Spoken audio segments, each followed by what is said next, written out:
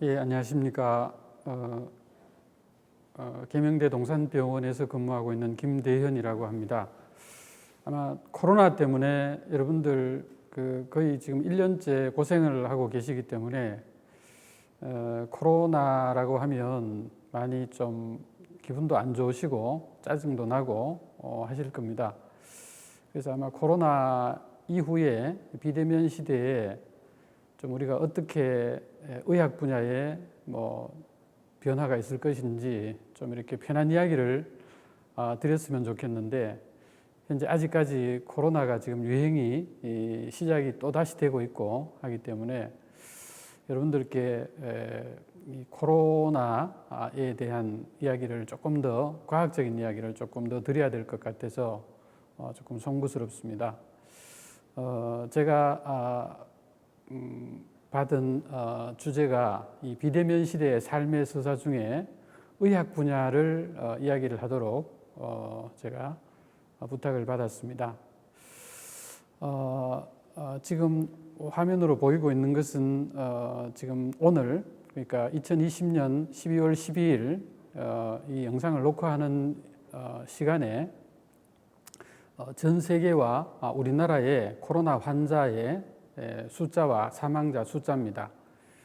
세계적으로는 7,046만 명이 이 코로나가 진단이 되었고 한 거의 160만 명 정도가 사망을 했습니다.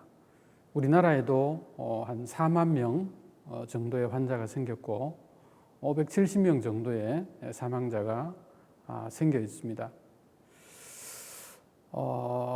그래서 지금 이 코로나에 대한 이야기는 많이 되었는데요. 우리가 BC/AC를 기원 전, 기원 후라고 이렇게 우리가 이야기를 했었는데, 이 코로나가 생기고 나서는 워낙 많은 사회 변화가 있었기 때문에 BC/AC를 비포 코로나, 애프터 코로나, 그러니까 코로나 이전과 코로나 이후 시대로 나눈다고 할 정도로 이 코로나 유행이 우리 사회에, 의학을 포함한 사회에 큰 변화를 일으키고 있는 것 같습니다. 뿐만 아니라 21세기를 2000년에 시작된 것이 아니라 2019년, 2020년 코로나 사태 이후로 21세기가 새로 시작이 되었다.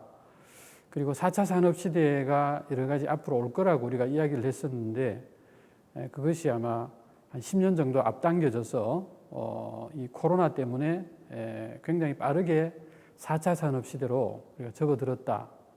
그래서 AC, BC를 코로나를 기준으로 나누는, 코로나 이후에는 재택근무라든지 여러 가지 비대면 사회로 접어드는 그런 큰 변화가 생기고 있는 것 같습니다.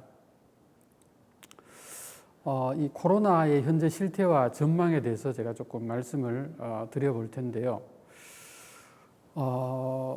이 그림을 보시면은 우리나라에 지금 2월달, 8월달 그리고 11월 말에 들어와서 이제 코로나 유행이 세 차례 이렇게 있는 것을 볼 수가 있습니다.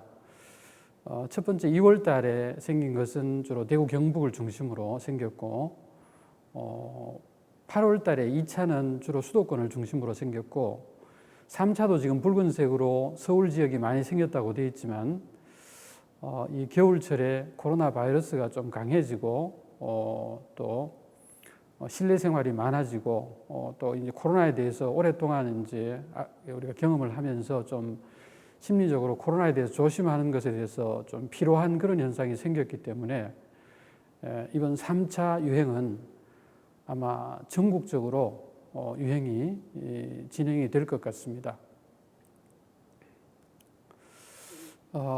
이 코로나 유행에 대해서 좀 참조하기 위해서 이 남반구에, 그러니까 올해 6월에서 9월 사이에 겨울 시기를 겪은 호주의 유행을 참조를 해보면 우리가 앞으로 어떻게 코로나 유행이 진행이 될지라는 것을 알 수가 있겠습니다. 6월부터 호주에서는 코로나가 유행이 시작이 되어서 8월 말까지 진행이 된 것을 이 표를 보시면 알 수가 있는데요. 이 호주에서 코로나가 유행을 했을 때 그때는 그 호주에서는 6월이 겨울이었기 때문에 우리나라 지금 12월처럼 이렇게 환자가 많이 생길 수밖에 없었고 그때 호주는 인구 밀도가 낮기 때문에 이 멜번이라는 그런 도시 지역에 환자가 많이 생겼을 때 그 멜번 지역을 완전히 우리 사회적 거리두기 3.0인 락다운을 시행을 해서 완전히 막으면서 그리고 이제 시드니와 교통을 통제하는 그런 좀 극단적인 봉쇄 조치를 통해서 이 유행을 막을 수가 있었는데 우리나라는 지금 유행하는 수도권에서의 유행을 완전히 락다운을 하거나 또 교통 통제를 완전히 할 수가 없기 때문에 지금 통제에 좀 어려움이 있습니다. 그러니까 호주가 6월부터 8월 사이 3개월 만에 유행을 잡은 반면에 우리나라에서는 지금 여러분들이 좀 개별적으로 같이 노력하지 않으면 유행이 오랫동안 지속이 되고 또 많은 그 사망자가 나올 수 있다는 그런 이야기입니다. 그래서 이 호주에서는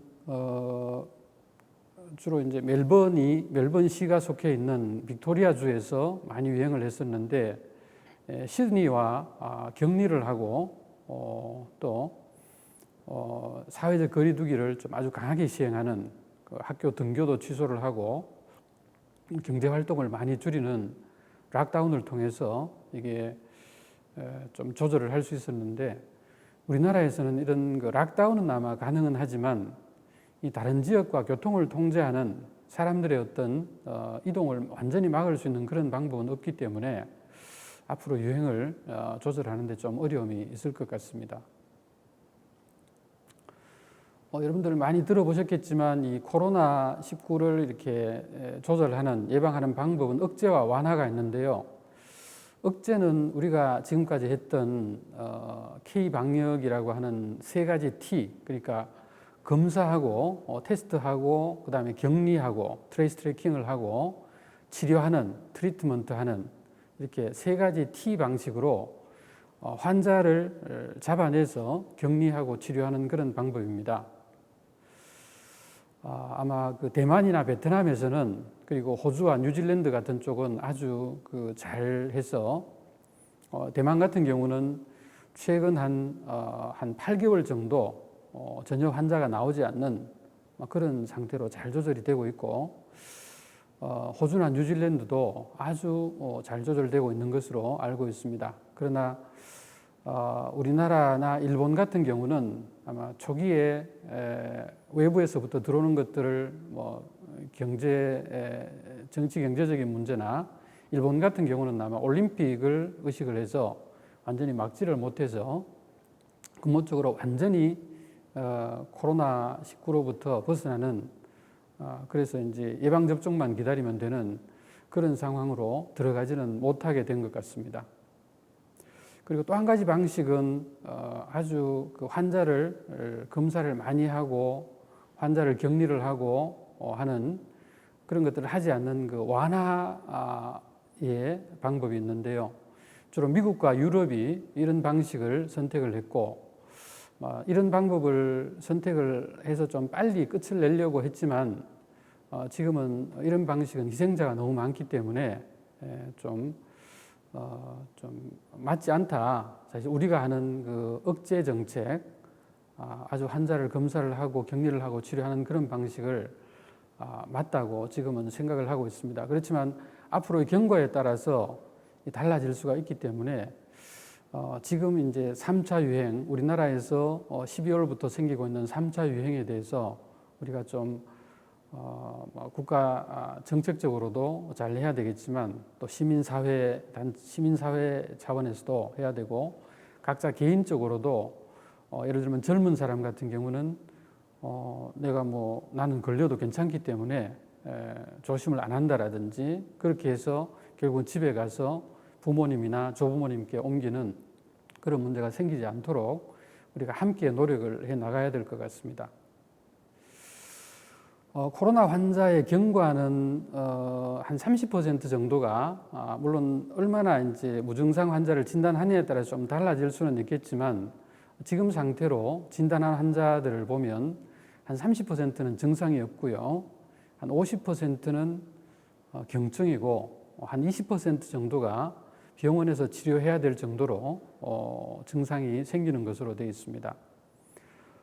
그 중에도 한 5% 정도는 폐렴 때문에 산소 치료를 해야 되는 아주 중환 환자, 중환자실에서 치료가 필요한 그런 환자가 되는 것으로 알고 있고, 지금 이제 중환자실이 제한이 되어 있기 때문에 이 중환자실이 부족해지면 이 위험한 코로나 환자의 5%는 치료를 하면 우리가 거의 7, 80%는 우리가 살릴 수 있는데 중환자실에 들어가지 못하면, 중환자실 시설이 없으면 그런 환자들은 다 사망을 하기 때문에 이런 또 어려움이 있는 것 같습니다. 그래서 지금 중환자실도 이걸 어떻게 관리할 것이냐 이런 것들을 많이 노력하고 있고, 앞으로 이 그 중환자들이 많이 생기지 않도록 주로 이제 고령자들에서 문제가 생기지 않도록 우리가 노력을 해야 될 것 같습니다.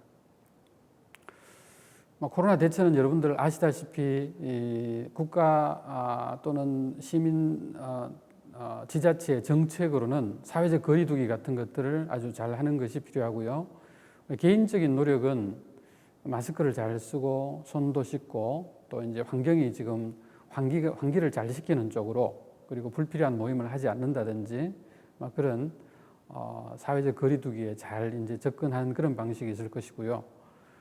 병원에서는 치료제와 또 백신이 있는데요. 치료제가 지금 완벽하게 이 바이러스를 제압할 수 있는 그런 치료제가 없습니다. 그렇기 때문에 자가 면역 중심으로 합병증이 생기지 않도록 우리가 도와주는 그런 치료를 할 수밖에 없기 때문에 예방이 더 중요한 그런 상황입니다.